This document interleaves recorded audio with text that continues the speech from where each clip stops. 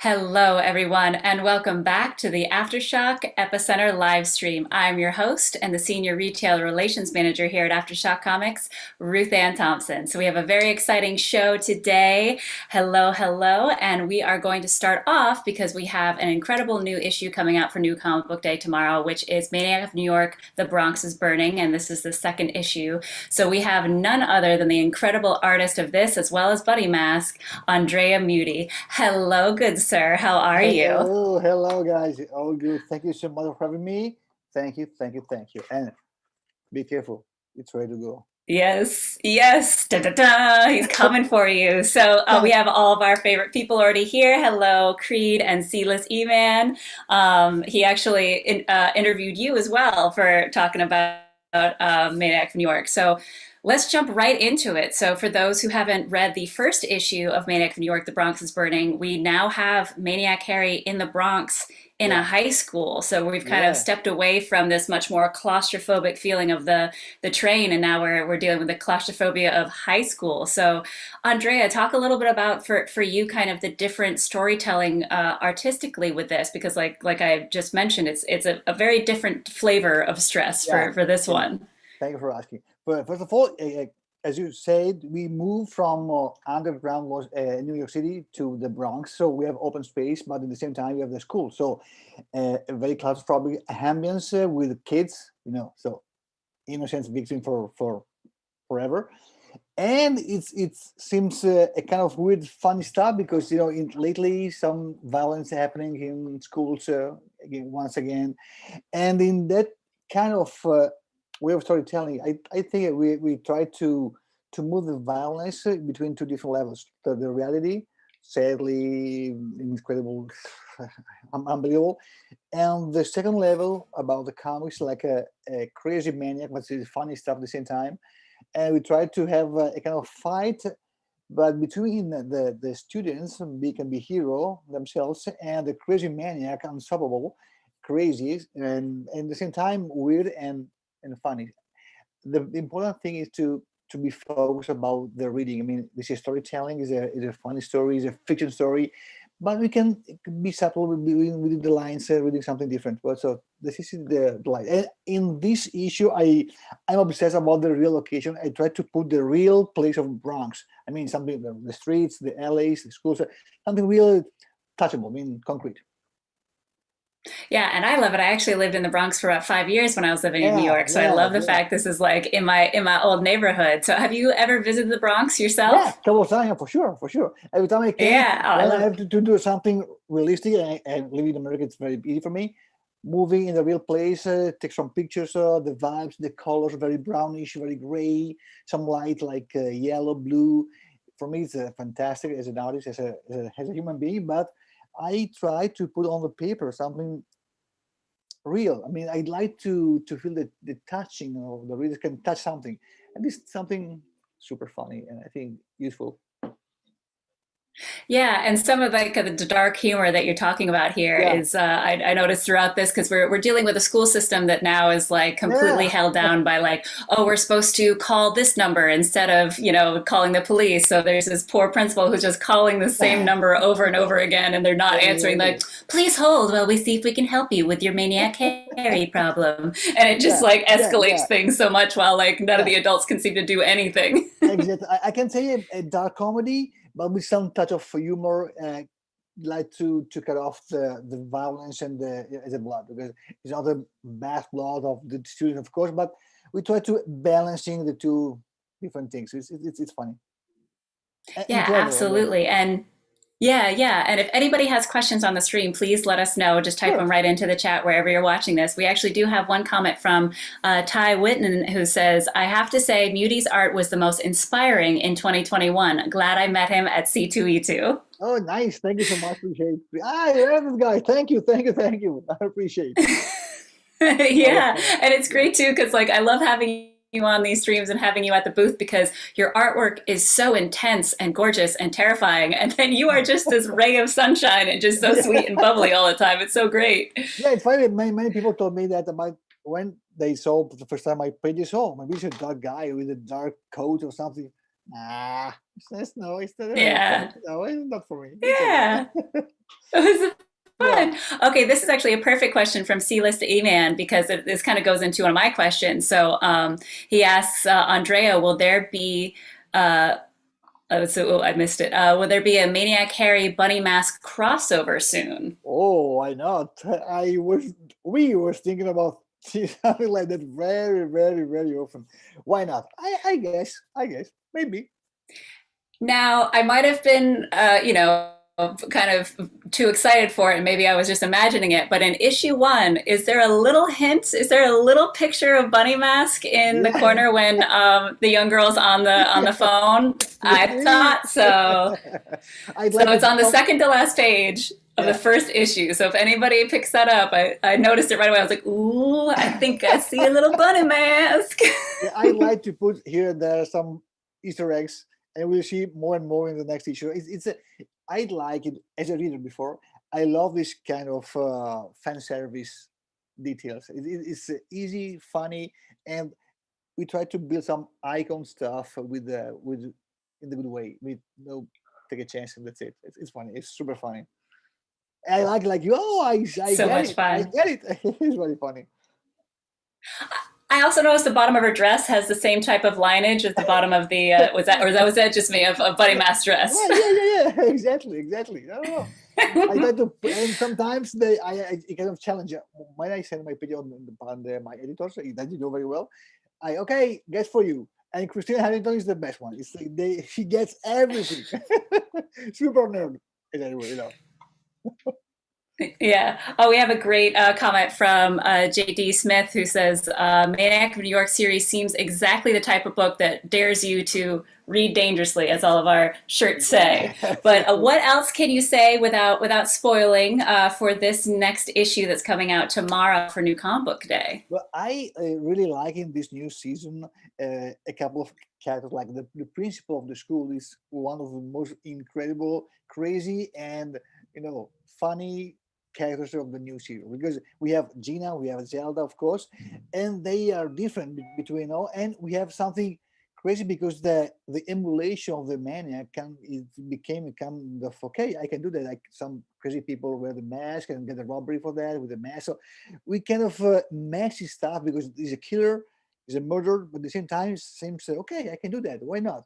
So sometimes the reality, is inspired for some bad, evil, example. So I like because he's they're not the big hero like the big cop or the big guys, but normal people they fight all everybody against some evil, and so I love this kind of realistic and at the same time moody and fictioning way of storytelling. So it's a balance. I like this kind of approach. I think it's one of the point of the energy of the story. I mean, regular people, no superhero, no super muscle, no people. I love it. Yeah, like Maniac Harry seems almost, supernatural with how he appears and all that kind of stuff. But it seems Indeed, like at the yeah, end of the day, while he's like attacking, there's no supernatural powers. It's just a terrifying maniac. exactly. This is only him with his power or something, metaphysic, supernatural, demonic. We don't know yet. Yeah, and it's really interesting with the second volume. You'd think that the city is a little bit more prepared, but as always, like Maniac Harry will just strike at any point. Like the Bronx thinks that they're safe. They even don't have the same amount of security at their schools because they think, oh, he'll never go to the Bronx, and it's like, Yeah, nope. exactly, Just exactly, like the exactly. Yankees, he'll end up there too. Exactly, exactly. Nail the point. Is what you're saying. The Bronx, even for the Italians, for example, the Bronx is like okay, the Bronx is hell, like violence, crazy guys. So even for the movies, but it's a normal neighborhood with some normal people that fight with the survivor every time with the same mode. So it's nice. It's nice. I like it. Yeah. And we have a lovely comment from one of our ambassadors, Leanne. She says, Buddy Mask was one of my best selling titles of 2021. So it's very, very popular. So for the difference of, because it's two very different flavors of horror. One Oh is much yeah. more kind of ethereal and psychological versus this that's such a slasher in your face. So for you, artistically, like how did you kind of feel that energy differently when you're doing these two different books? Well, you're saying good because Maniac is the classic violent and scary. slashery comic story. I mean, like, okay, oh, cry, run out, crazy. Maniac is maybe way subtle. It's very disturbing. You after the reading, you think, oh, no, it's really happening. It's something between the reality and the dreamland and the nightmare, maybe. And graphically speaking, maybe Benny Max is like to be more softly, more elegant, more moody, especially for her, for she, something like sexy, moody, but scary at the same time. And even the color be moving more on the brownish and the hot colors between the crazy and flashy and very cold color from the Maniac, because very much more nervous. Biomark is much more slowly, step by step. You are going to into the nightmare step by step, very slowly. Maniac is quick, right, slash, blade, blood, crazy, run. So totally different approach and totally different rhythm of the story. Even though the storytelling is way more slow, so it's interesting to compare the two different story. I love it. So that is what I Well, mean. you do such an incredible job with both different versions of horror because both are so intense and amazing. And we have another of one of our past ambassadors, C-List E-Man, says, Andrea, I remembered you mentioning you love Native American history and culture. Yeah. Have you ever used any Native American figures in your work? Oh yeah, absolutely. In one of my previous work with Dark Horse, for example, we have Indians, especially Mohawk or Lakota, and I'd like to put here and there some detail. For example, Bunny Mask at the end of his skirt, is the dress, there's kind of design. The design has the mountain range, and it's typical of the Native American culture. The mountain range was the wall between them and the white man. So it's something here and there. It's funny. Yeah. Like this. Yeah. You see? Yes. This is the Oh, same. yeah. Yeah, this is the same decoration at the bottom of the bunny mask clothes. Yeah. And I feel like there's going to be some other Native American thing that comes in and Maniac of New York. Maybe I'm just retconning here, trying to like Yeah. figure out what's going to happen next. But it seems like there's something going on since Yep. our young girl from the first volume is now trying to give the information that she has that she thinks will be able to stop Maniac Harry with. Yes. So I don't know. Yeah. Is it We have. maybe a little Yeah. something something? Could be because we have this little girl, Lena, and in the whole new season, she's working and she's walking and struggling to get with Gina, and we will see if she gets or not. But she has some information, very important information. What information? You will see. It's very, Yes, very, and very I subtle. without No any spoilers. spoilers, no spoilers, but there's a situation that Lena gets herself into in this issue coming out tomorrow for New Comic Book Day that is a little too real and a little too Yeah, scary, and this it's is done real very scary. the This yeah, is and it real because scary. it's like you said, this is based in so much reality and the how terrifying real life can be. Yeah, So just for everybody, yeah. be prepared. In fact, for that sequence, I'm sure it will be okay. Where is Harry? I need Harry here for sure. Yeah, I almost wanted Harry to save the day. I'm not gonna lie, like absolutely. So remind me. You remember Hannibal, the second movie from Ridley Scott about Hannibal was all surrounded of really bad and evil people. Okay, Hannibal, come on, I'm waiting for you. That's the point. Yeah. Yeah. Yeah, absolutely. Well, not only Bunny Mask is still available at all your local comic book shop, as well Yep. as Volume 1 of Maniac of New York, Issue 1 of Maniac of New York, The Bronx is Burning, and tomorrow at your local comic book shop, you can pick up Issue 2. So, Andrea, thank you so very much for joining Thank us you. today. I Thank very you so much much. appreciate And it. thank you from Harry too. Thank you. Thank you. Thank Love you. it. That's amazing. All right, we will be right back to talk about all the upcoming titles as well as our latest announcement. So, we'll see you in just 1 second.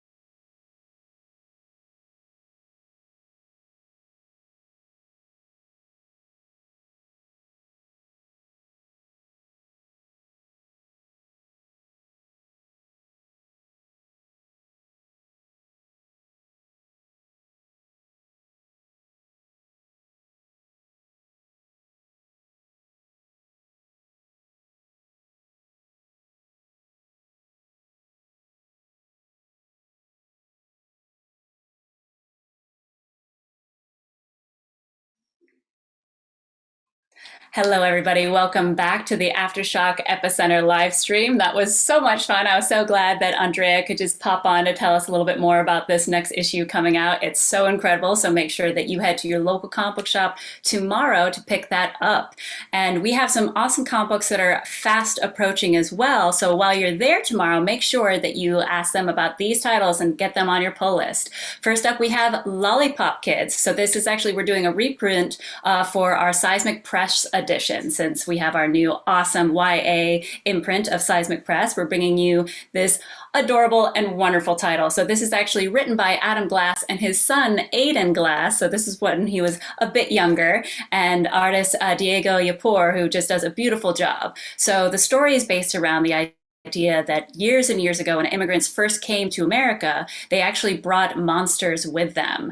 And so these earlier settlers actually locked these monsters away in this secret prison deep within the woods of New Amsterdam so that they would never return to the old world. But now, present day, that is Central Park, and now the monsters have escaped. And this follows Nick, a 14-year-old that finds out that he is a legacy to a secret society that has lasted 400 years to keep these monsters in check. So he and a ragtag group of kids just like him have put the monsters back, have to get these monsters back so they can get out of the park before they get out of the park and destroy the city. And this is kind of a fun, it gives very like Goonies vibes to it as well. So if you like any of those kind of action adventure with a bunch of kids just trying to like stop some monsters all by themselves, this is a very fun title, and Adam Glass is just such an incredible writer, and to have it including with his son is just super adorable as well. So that is going to be in shops on February 9th, so make sure you let your comic book shop know when you go tomorrow, because that'll actually be a order deadline of January 17th to make sure that it's on your pull list. And Stapled Spine Horror Zine says hello from Oregon. Good to see you from Portland, Oregon. And Justin Smith, they're just trying to get through school, monsters, and acne. I know, right? We tend to have this theme about these kids that are just trying to survive, and it's hard enough to be a teenager. Jeez. Next up for our In the Spotlight titles that you need to let your comic book shop know that you want to add to your pull list is Bylines in Blood #2. So this continues the amazing story by Erica Schultz and Van Jensen and artist Anake, where in the future there is no concept of truth anymore. Basically, there was a pandemic that destroyed all these different businesses, including a lot of local newspapers. So we have politicians that are just inventing their own facts, and with no independent newspapers to tell the truth, they can get away with almost anything. And in this world, we have she was a editor and now is stuck being a private detective, known as the Lady Dick to those who know her. And she is incredible. I love this title so much. If you guys didn't pick up #1, I absolutely adored it, and we'll talk about it a little bit more in depth later on. I don't want to spoil anything for anybody who hasn't picked it up yet, but this is a very fun kind of crime neo-noir title that's just, I can't get enough of it. I can't wait to see what happens next.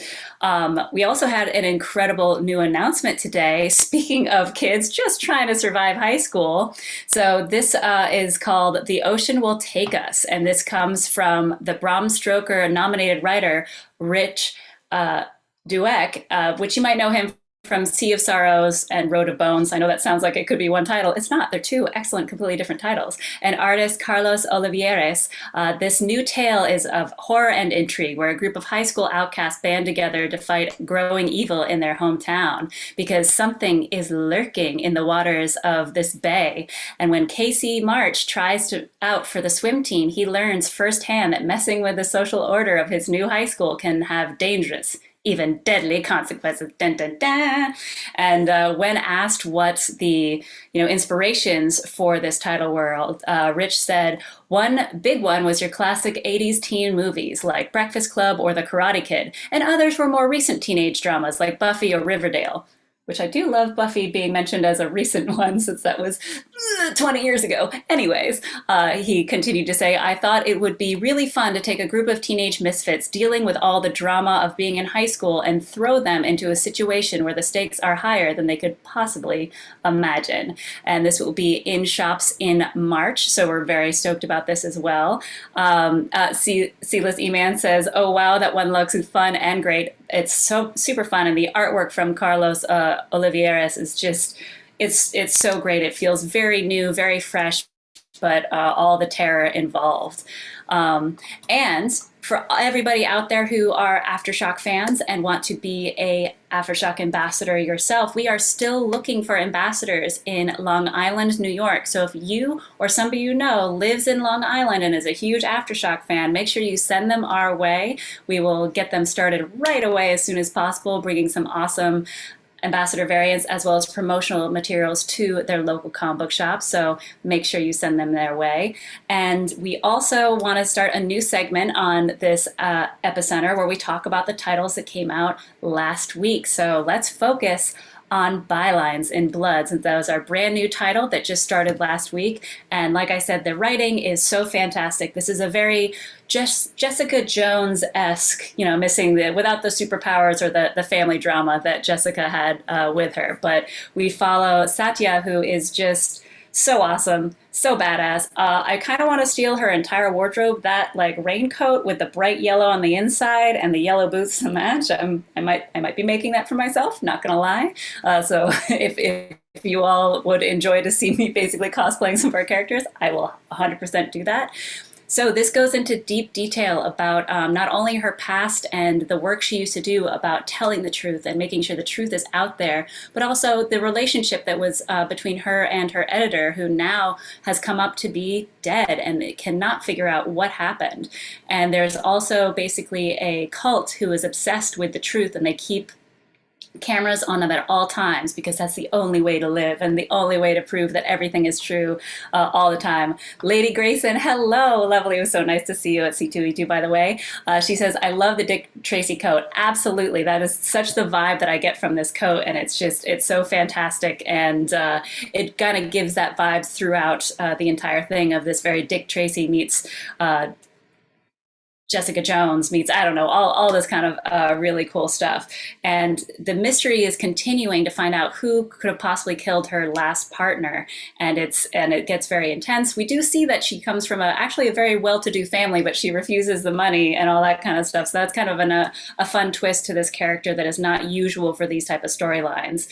And so, like I said, we have issue 2 that is coming up. So when you head to your local comic book shop tomorrow, make sure that you let them know you want to order Bylines in Blood issue 2, because this will be in shops in February. Let me double check the date here. It'll be in shops on February 9th, and it has a deadline order of January 17th. So if you don't end up in the shop by tomorrow, that's okay. Just make sure you let them know before this Monday for the FOC to go through.